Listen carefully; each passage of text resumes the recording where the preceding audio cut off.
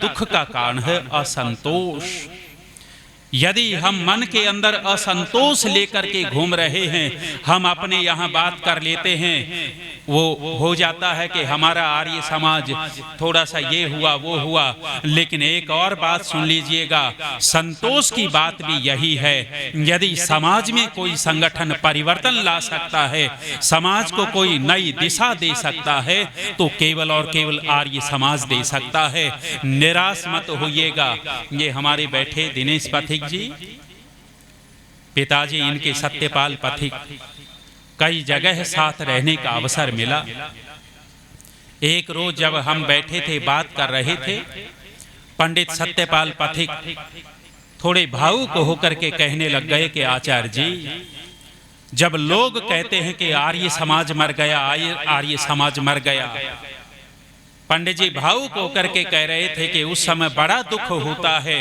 और उन्होंने कहा कि जब तक सत्यपाल पथिक जीवित है तब तक नहीं कह सकते कि आर्य समाज मरा है। तात्पर्य ये है कि जब तक आर्य समाज का एक व्यक्ति भी जीवित है तब तक नहीं कह सकते कि आर्य समाज मर गया। हमारा आर्य समाज बहुत काम कर रहा है और आगे आने वाला भविष्य कोई बुरा नहीं है। युवा विद्वान आ रहे हैं, चिंतन करने वाले आ रहे हैं, आगे आने वाला भविष्य बहुत अच्छा बनेगा। अंगड़ाई ले रहे हैं, चिंतन तो चल रहा है, अपनी कमजोरियों को कुछ ध्यान में तो रख रहे हैं कि ये गड़बड़ है, सुधारना चाहिए। लेकिन कहीं न कहीं ऋषि दयानंद जी के सिद्धांतों को लेकर के अपने मन में संतोष पैदा करो कि हमारे पास दुनिया का अमूल्य खजाना है। दुनिया के सबसे सर्वश्रेष्ठ यदि सिद्धांत किसी के पास है तो हमारे पास है। असंतोषी व्यक्ति दुखी रहता है और ये भी मन की वासना है। लंबी व्याख्या नहीं करूंगा। आगे कहा, क्रोधी क्रोधनो नित्य शंकितः, क्रोधी व्यक्ति दुखी रहता है। और क्रोधी व्यक्ति जिस समय क्रोध करता है उस समय बहुत सारे परिवर्तन होते हैं। आचार्य जी कह रहे थे शायद, क्रोध को उत्पन्न कौन करता है? क्रोध का बाप कौन है? हम ही तो बाप हैं। और क्रोध एक ऐसी चीज है जो बाप को ही खा जाता है। जब क्रोध पैदा होता है तो डॉक्टर को बुला करके बीपी नपवाना, आपके बीपी का संतुलन बिगड़ा मिलेगा, आपकी दिल की धड़कन बढ़ी हुई मिलेंगी। जब आप क्रोध करते हैं तो कंठ सूखा सूखा मिलेगा, क्रोध करते हैं तो कंपन पैदा होती है, क्रोध करते हो तो वाणी का संतुलन बिगड़ता है, क्रोध करते हो तो बुद्धि का संतुलन बिगड़ता है। ये सारी की सारी चीजें हो कहाँ रही हैं? वो किसी दूसरे के अंदर नहीं हो रही। जिसके ऊपर हम क्रोध कर रहे हैं उसके अंदर ये घटनाएं नहीं घट रही। किसके अंदर घट रही हैं? हमारे स्वयं के अंदर घट रही हैं। स्वयं में घट रही हैं तो हानि जिसके ऊपर क्रोध कर रहे हैं उसकी हो रही है या हमारी खुद की हो रही है? क्रोध करने वाला व्यक्ति दूसरे की हानि करे न करे लेकिन अपनी हानि बड़ी बड़ी कर बैठता है। उपाय बताने वाले भी बड़े बड़े महान घूमते हैं। पूछा कि जी क्रोध न आए ऐसा उपाय बता दो। और इस विद्वान, परम विद्वान कहेंगे हम इसको, परम विद्वान ने बताया कि भाई जब क्रोध आए तो उल्टी गिनती गिन लेना। और एक क्रोध में सीधी गिनती याद आती नहीं, उल्टी याद आ जाएंगी। उल्टी गिनती कैसे गिन लेगा? सीधी गिन नहीं पाता। फिर कहने लग गया कि भाई जब क्रोध आए तो मुंह में पानी भर लेना। इसने मुंह में पानी भर लिया। पत्नी ने एक छोटी बात कह दी, थोड़ी सी कड़वी सी बात कह दी। अब पानी मुंह में टिकेगा या तो पिचकारी बन करके निकलेगा या अंदर गटकेगा। ये उपाय नहीं हो सकते। उपाय कोई बताता है तो ऋषि बताते हैं। ऋषि कहते हैं कि ये जीवात्मा जिस विषय वस्तु में हानि देखता है, जिस विषय वस्तु में दुख देखने लग जाता है उससे हटने लगता है। जिस दिन हानि और दुख देखने लग गए क्रोध में, उस दिन क्रोध आना कम हो जाएगा, बंद हो जाएगा। क्रोध दुख देता है और ये क्रोध हानि करता है तो अपनी हानि करता है। सांप दुकान में घुस गया। दुकान में घुस गया तो आरी रखी थी, आरी में उलझ गया। उलझा तो सांप को आरी के ऊपर क्रोध आ गया, गुस्सा आ गया। और क्या करने लग गया, फन लिया, आरी पे मारता है। आरी पे मारने लग गया तो आरी का कुछ बिगड़ता है या सांप का बिगड़ता है? जितनी बार फन मारता है उतना लहूलुहान होता चला गया। क्रोध करेंगे तो हानि हमारी है, दूसरे की नहीं है। नित्य शंकितः, संशय करने वाला व्यक्ति भी दुखी रहता है। संशय अपनों के प्रति तो मत करो।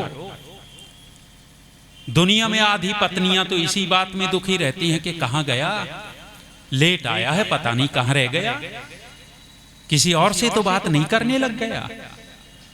आधा संशय इनको दुखी करता रहता है। जो पत्नी अपने पति के ऊपर अति संशय करेगी, जो पति अपने पत्नी के ऊपर अति संशय करने लग गया, ऐसी आत्माएं भटकती ही रहेंगी, दुखी ही होती रहेंगी। जालंधर में मैं बोल रहा था, एक 70-75 साल की माता आई और माता आकर के कहने लग गई कि आचार्य जी, मेरे पति मेरे ऊपर बहुत शक करते थे, 3 बच्चे हो गए थे, तलाक देकर के पीछा छुड़वाया। कहने लग गई कि जब हम सोते थे तो मेरे पति देव मेरी चोटी पकड़ करके सोते थे। हाय, कैसा शंकाशील व्यक्ति होगा, उसको कभी शांति मिली होगी? संशय करने वाला व्यक्ति शांति में नहीं रहता, उसकी अशांति शुरू हो जाती है और शांति छिन जाती है, दुख का कारण। पर भाग्य उपजीवी च, अंतिम दुखी व्यक्ति गिनाया है। पराश्रित होना, पराधीन होना दुख का बहुत बड़ा कारण है। जब हनुमान जी माता सीता के पास गए खोजते हुए, प्रश्न पूछा था कि माता सुख तो है, सुखी तो हो। उस समय माता सीता क्या कहती है कि हनुमान सुख की बात करता है। अरे पराधीन सपने हो सुख नाही, जो पराधीन होता है उसको सपने भी सुख के नहीं आते, सपने भी दुख के आते हैं। और तू पूछता है कि सुखी तो हो। मैं पराधीन हूं, पराधीन व्यक्ति दुखी रहता है। इसलिए माताओं बहनों, अपने बच्चों को पराधीन मत बनाओ।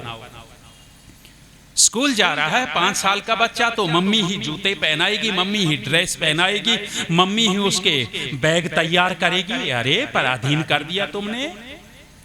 जब वो योग्य हो गया है 5-6 साल का तो उसी को कहो जूते तू खुद पहनेगा, अपना स्कूल बैग खुद तैयार करेगा, वो ड्रेस खुद पहने, और कोई गड़बड़ हो तो उसको संवार दो। वे बच्चे जीवन में दुखी नहीं रहते। लेकिन पराधीन, पतिदेव बाहर से लौटा था, भोजन कर लिया है, आराम से सोफे पर पड़ा है, लंबे पैर पसार करके, स्वस्थ है, युवा है, बलवान है, टीवी देख रहा है। इसको प्यास लगी तो 10-15 कदम दूरी पर मटका रखा हुआ है पानी का, या फ्रिज रखा, फ्रिज का पीने वाले है तो जहर ही फ्रिज का पानी। मटका रखा है 15 कदम दूरी पर। स्वस्थ है, बलवान, युवा उठ करके पानी ले सकता है, लेकिन इतना पराश्रित है, पत्नी को आवाज लगाता है कि जरा सुनो, पानी देना, प्यास लगी है।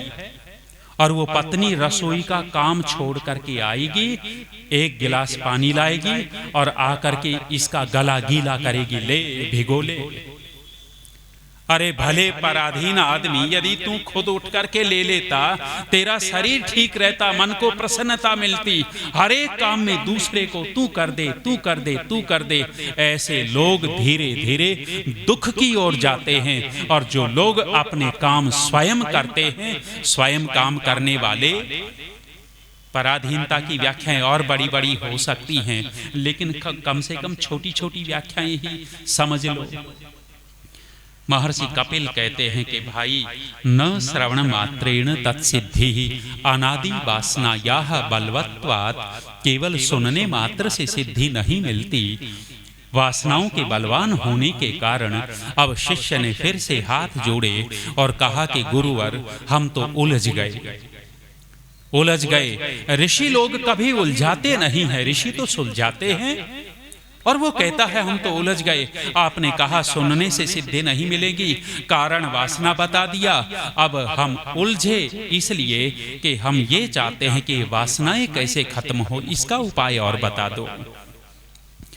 महर्षि कपिल इसका उपाय जानते हैं। मैं अलंकारिक रूप से, कथानक रूप से बोल रहा हूं। ऋषि कपिल जानते हैं इसका उपाय कि कैसे वासनाएं खत्म हो जाएंगी, लेकिन अपने शिष्य को कहते हैं कि भाई एक और ऋषि हैं जिन्होंने इन वासनाओं को खत्म करने का बहुत सुंदर उपाय खोज रखा है। कौन? महर्षि पतंजलि। फिर संकेत करता हूं, विद्वान वह है जो दूसरे विद्वान का सम्मान करता हो, विद्वान वह है जो दूसरे विद्वान की योग्यता को स्वीकार करता हो, वो विद्वान नहीं है जो दूसरे विद्वान का सम्मान नहीं करता। हम जैसे यही तो करते हैं, मंच के ऊपर बैठ करके दूसरे विद्वान की काट करेंगे, उसको नीचा दिखाएंगे, अपने आप को बड़ा दिखाएंगे, समझिएगा कि विद्वान नहीं है, कुछ और है। महर्षि कपिल संकेत कर गए कि स्वयं योग्य होते हुए दूसरे ऋषि का नाम ले लिया। कहने लग गए कि भाई उनके पास चले जाओ, वो तुम्हें बताएंगे उपाय, वासनाएं कैसे खत्म होंगी। शिष्य समुदाय महर्षि पतंजलि के पास गया। ऋषि पतंजलि समझ गए, समस्या लेकर आए हैं। सबको बैठा करके पूछा कि बताओ भाइयों क्या समस्या। उन शिष्यों ने कहा कि हमारे गुरु ने भेजा, कहा सुनने से सिद्धि नहीं होगी, कारण वासनाएं बताई हैं। अब हम आपके पास उनके भेजे हुए हैं, वासनाओं को नष्ट करने का तरीका बता दो। उस समय महर्षि पतंजलि घोषणा करते हैं कि दुनिया के लोगों, इन वासनाओं को खत्म करने के लिए कोई आज तक वैज्ञानिक पैदा नहीं हुआ है जिसने कोई मशीन बना दी हो।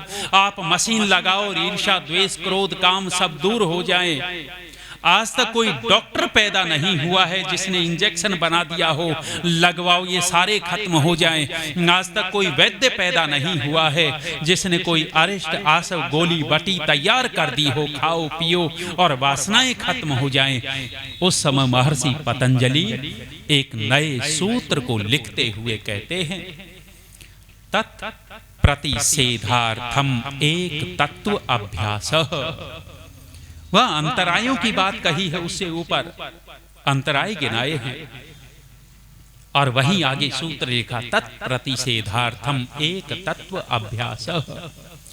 इनके प्रतिषेध के लिए, निषेध के लिए, भस्मीभूत करने के लिए, नष्ट करने के लिए, भस्म करने के लिए एक तत्व अभ्यास, केवल और केवल जो एक परमात्मा रूपी तत्व है उसका अभ्यास करने से वासनाएं शिथिल होती हैं, वासनाएं कमजोर होती हैं और धीरे धीरे इतना ज्ञान प्राप्त होता है, ज्ञान के माध्यम से हम उन वासनाओं को नष्ट कर देते हैं।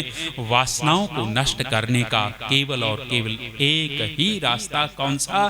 परमेश्वर का ध्यान। और सबसे बड़ी विडंबना आर्य समाज में हुई है। सबसे बड़ी विडंबना ये हुई कि आर्य समाज निरस होता चला गया, रूखा रूखा होता चला गया। पौराणिक लोग मंदिर में घंटी बजा लेते हैं, वहाँ धूप अगरबत्ती बजा करके संतुष्ट हो लेते हैं। यहाँ आर्य समाजी बन गया तो मूर्ति पूजा छोड़ दी है और कुछ छोड़ दिया, उपासना करता नहीं है, ध्यान संध्या करता नहीं है। ये रूखा रूखा हो गया और ऐसा रूखा रूखा आर्य समाजी सबसे बड़ा खतरनाक होता है। इसलिए ध्यान, उपासना ये बहुत बड़ी पद्धति है। लोग स्वामी सत्यपति जी की निंदा भी करते रहे, लेकिन हमें जो संतोष है, उनके प्रति हमारी जो श्रद्धा है, उन्होंने बहुत बड़ा कार्य ये किया। रोजड़ में स्थापना की दर्शन योग महाविद्यालय की। स्वामी सत्यपति जी ने आर्य समाज में अध्यात्म का रस डाला है। उससे पहले इतनी आध्यात्मिकता थी नहीं जितनी स्वामी सत्यपति जी के समय में और उनके बाद आरंभ हुई है। ये ईश्वर की उपासना हमारी वासनाओं को दूर करती है। सबसे बड़ा हितैषी हमारा परमात्मा है। परमेश्वर के बाद हमारे हितैषी ऋषि मुनि हैं, उसके बाद माता पिता हैं, गुरु आचार्य मित्र बंधु जन संबंधी आदि हैं। और कहा था, जो अपने हितैषियों की बातों को नहीं मानता, नहीं सुनता, विपत् सन्निहिता तस्य, उसके बहुत निकट विपत्तियां होती हैं, दुख होते हैं। इसलिए हम दुख विपत्तियों से बचना चाहते हैं तो अपने हितैषियों की बातों को सुने, माने और उसके अनुसार जीवन बना लेवे। निश्चित रूप से हमारे जीवन से विपत्तियां दूर होती चली जाएंगी। 100 से अधिक देशों में देखा जाने वाला, सर्वाधिक लोकप्रिय और सबसे अधिक फॉलोअर्स के साथ पूरी दुनिया में आर्य समाज के विचारों का प्रचार करने वाला एकमात्र चैनल वैदिक प्रचार।